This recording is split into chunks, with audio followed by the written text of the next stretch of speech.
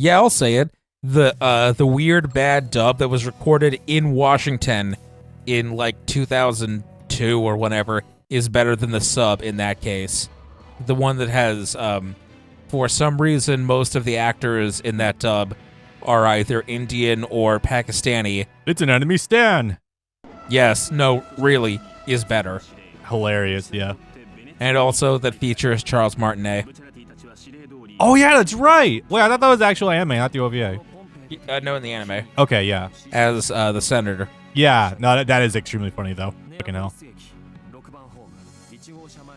Oh boy, also just very funny already seeing the keynotes here about how absolutely master Do we have the level. turtle already? Yes, we do have this turtle, which I learned from wiki browsing is Oh. stand named Mr. President. It's Mr. President's Coco Jumbo.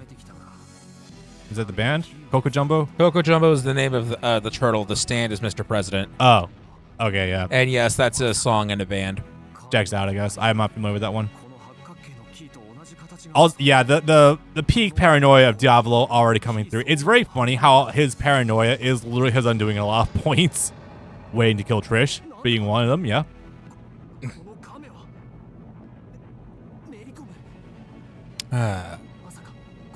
Having to send out relay his message through another capo, even though he could easily just deliver that straight to Bucciarati. Pericolo, that was his name. The one that gave them the mission. Right, yeah.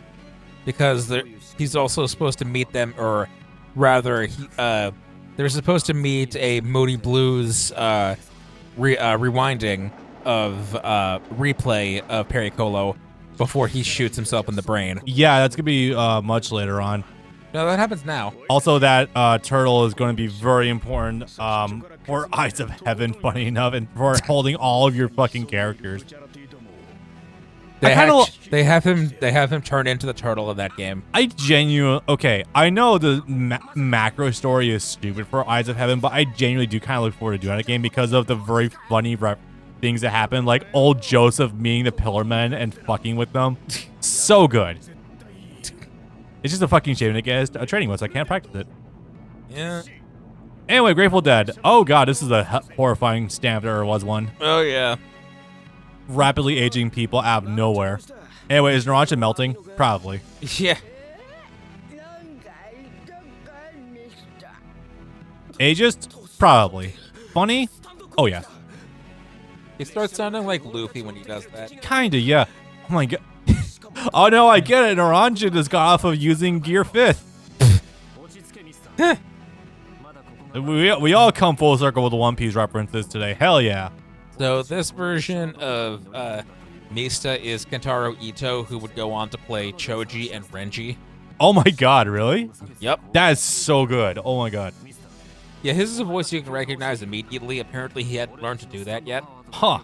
That's nuts. So yeah, once you hear that voice, once you hear his Choji or his Renji, you can hear it in anything ever. I guess now we're talking about the characters a little more extensively too. I'm also going to say that one of the reasons that Part 5 has just become my favorite part overall is just how every single one of the main characters in the cast are so fucking likable to one extent or another. They're just so good. It's also very compact and concise. Everything that happens in all of Part 5 happens over the course of like 9 days. Yep. Whereas everything else, it's like this happened over like 3 months or a year or something. Yep. And there's a lot of it's also the easiest story to follow. There's also a lot of interplay between all of them too. Yes. Like, so they all have interactions with each other, as opposed to like you don't really get a lot of interactions between like Jotaro and Abdul back in like Part 3, for example. Part 3 also has other issues by itself with growing pains of the stands and whatnot, but yeah. Part 5 I think is where Rocky really starts to hit his stride. Obviously, excluding Part 4, obviously. I will say though that once we get to the anime Part 7, I think that from everything I've been told over the years, I have a very funny feeling that's going to come very close to toppling everything else. Anyway, this is great. That's a super in All-Star Battle, by the way. Yes. He just straight up murks someone point blank. It's so good. Still on sale. The season pass for All-Star was on sale last week. By the way, chat, I need your help with something. I've been told initially by Brandon and some other sources that we'll talk about the ice later, that All-Star Battle R doesn't have a story mode, but I had someone in the YouTube video telling me it does have a story mode. Can anyone confirm to me that All-Star Battle R does not have a story mode? Because if it has a story mode, we might just redo it. I don't fucking care. I'll try it. So the way it works is your traditional story mode is replaced by this menu where it shows everything from parts 1 through 8, and you just do vague generic fights with some dialogue, but no actual cutscenes or anything therein. And only like one of them actually tells the story. A lot of them are like, what if this character fought this character? Yeah. And that's it. Like only one fight in each chapter, and there's 10 fights per chapter. I think is actually the story, and it's just whatever the climax. For the love of God, drop the meat! Yeah, and like part 8 Josuke's his whole thing is just finding past characters, pretty much past protagonists. Yep. Oh, by the way, it took this long in order to get Bucciarati an actual fight to himself again. Took a bit. Also, Zipper Man has grown way fucking big on me, aka I think I'm just gonna call it Zipper Man. Honestly, it rolls off the tongue better. Sticky fingers, yeah. Yeah, it checks. All right, Grateful Dead fight. This one is actually not that big of a deal. So there's a couple of sequences you do want to engage, and honestly, they should be pretty obvious once you get to it.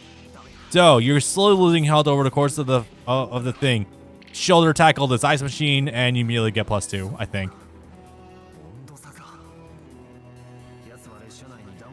Yeah, Grateful Dead's whole thing about aging is actually dictated based off of body temperature.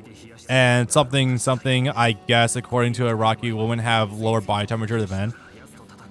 I don't know if that's true, but I will say that a lot of women I've met or talked to have had, like, been a lot colder than men, I think. Like, my wife has, like, no fucking body temperature at all. It's kind of funny, but I wouldn't necessarily qualify that, that bit as, like, actual factual evidence and whatnot. Anyway, let's see. What was the other thing here? I gotta stand shoot something. Was it this? No. There's something you stand shoot, and the gauge is another secret factor.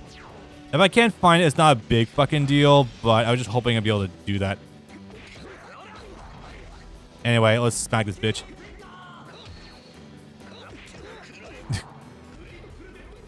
Fuck. Alright, let's see. Can I get past Grateful Dead? I already did. So, Bucciarati does kind of have the journal loops, but they're a little bit harder to do.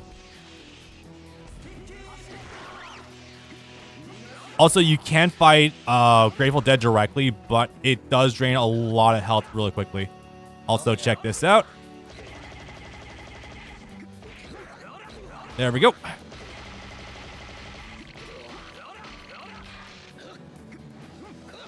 Oops. Yeah, I got stand crushed. However, he already hit me on my way down, so it didn't really affect me that much. Awesome.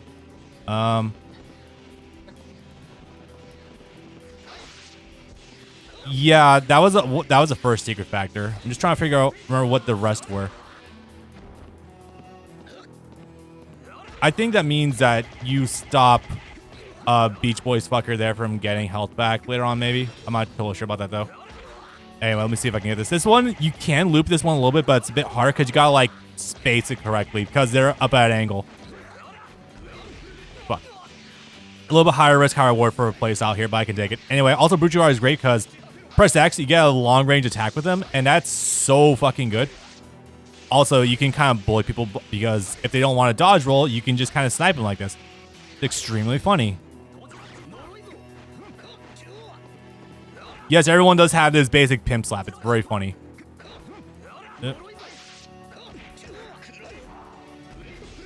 Ah, fuck. Of course, holding a direction sometimes does not matter for trying to actually do shit. Ugh. Fucking hell. Yeah, as long as Grateful Dead is active, you will slowly lose health over the course of the battle, but by himself, he doesn't have much in the way of actual combat abilities, luckily.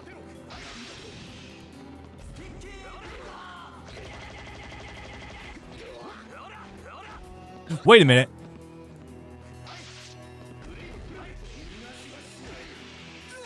Mista's, yeah. Fuck. I might die here. All right, time to play board. I don't know if the aging can actually kill you. I'd rather not find out, but just in case.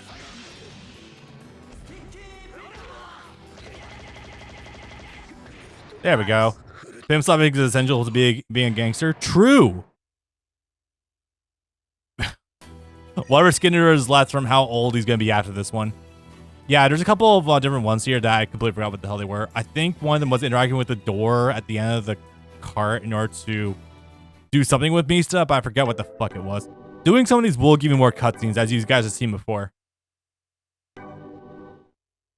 That might actually have been it, actually. Also, no, the guy who by the by, very funny. Prosciutto, voiced by the reboot Angelo from Final Fantasy VII Remake. Very funny to find that one out. I was like, I recognize him a little bit, but I don't remember where the fuck that's from. I was gonna say, yeah, he's actually kind of brilliant because he used Grateful Dead to turn himself old in order to get the drop on Mista. Genuinely kind of brilliant. Oh yeah. Is there anything to say here before he goes away? Grateful Dead is also another one of those really pivotal bands from the rock bands from the 60s, but I don't remember what exactly all their contribution is. I think they're like hippie era roughly, and something was kind of instrumental. And yeah, so they were like one of the big message carriers for pulling us out of Vietnam, I think. Anyway, Pineapple Head here. It's funny because Taylor also made mention of his fucking looks, and shortly afterwards, the guys in the show made mention of it too. It's very funny.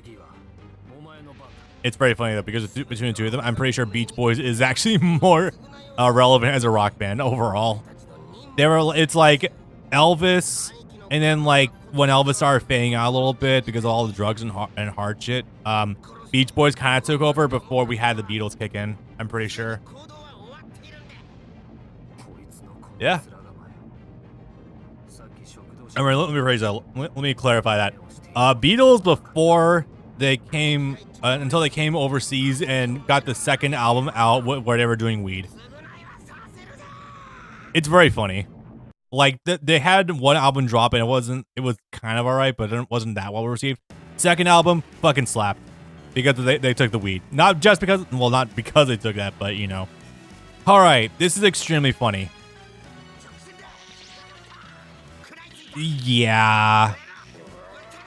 I don't think I've ever actually gone this close to him. There we go. Let's try to avoid that. He waggles his stick at you. No, this is extremely funny because you can bully the hell out of him. Also, when it activates, you do want to actually make sure you kill off Prosciutto, because otherwise Grateful Dead will kick in. Ow, fucking hell. Trying to not get comboed here, but that's not going well. Stop waggling your fucking penis at me. Oh, there we go. I actually already got the drop on him. Yeah, he wakes up, activates Grateful Dead one more time. But the fucking...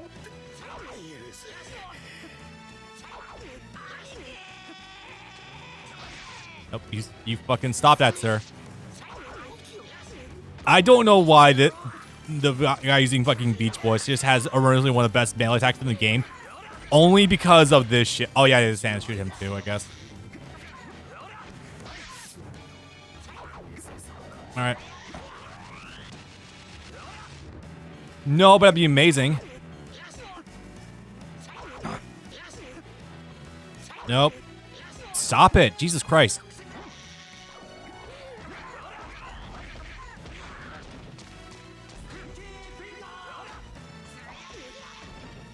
I do not want to be against him because honestly, he's one of the easier boss fights in the game. Despite the waggling, Jesus Christ. Yeah, I'd rather not be against this idiot. I'm good there. But no, like legitimately, whenever he casts out the line, if you're within... it's lore accurate. You gotta respect Pesci. Yeah, clearly. He's finally learning how to be a man. Okay, I think I got it written down. Bait out the stick. fishing rod, details. Oh wait, no, I think there's a thing with one of the boxes you can interact with for a secret factor, but I don't remember what the hell that was. Presumably, you hit him in the head with it.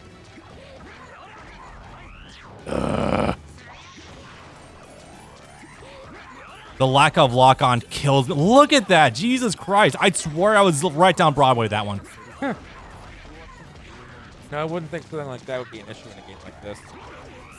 You would think so, but no, this game's lack of a lock-on is genuinely like one of its biggest issues. Or rather that as a one-on-one game, primarily that it would be like auto-lock. In an ideal world. There we go. Nice. Whew. Resident Evil energy. Alex, you're not too far off of that. Haven't lost a round. Yeah, I can see this guy crashing through your walls like Mr. X. Yeah. Haven't lost a round yet. Fucking Beach Boys basically does that with just...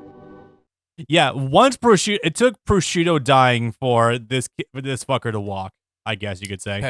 Pesci, yeah. Capcom lock-on? I haven't heard that before in my life. It's not like they already dropped Devil May Cry 1 before. Oh, yeah.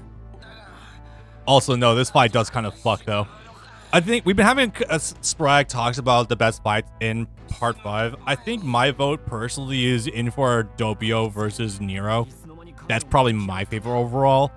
But this was really good. I mean, I have to give it to that fight. That fight gives me the most visceral reaction to maybe anything in all of Jojo. Oh, no, definitely. Having all the iron sucked out of your blood and losing oxygen even though you can still breathe is kind of fucked up. Pair of scissors literally come out of his throat in full made me feel things that I hadn't felt in years. Yeah. And also his blood just turning yellow because he was literally losing the iron and proteins in his blood. To put it in layman's terms, it gives us the ick. To put it more concretely, it's one of those things where it feels like it's literally like the idea of like slicing a fingernail. It's fucking gross. No, thank you. Like I can physically picture that happening. And I want to well up into a ball. It's similar to like when Dio like pulled out one of the veins from Jonathan's neck. Oh yeah. And I'm just like, no, I'm good. Or when he sticks his hand directly through Joseph's throat. Yep, I'm good there, personally speaking. Okay. Get in the OA desk. Fuck. Here we go. All right, so these fights were relatively easy. The only one I would say has been actively bad so far is maybe Man in the Mirror, one of these ones. Now, I think that... Okay, so here's a very funny thing. Way back in the day when I did actively watch his stuff still, I did watch X-Force's stuff regularly. I remember when he picked up the Part 5 PS2 game initially, I remember that he posted gameplay for this fight with White Album and Gacho. And I remember absolutely fucking mauling him. All right, let's do this.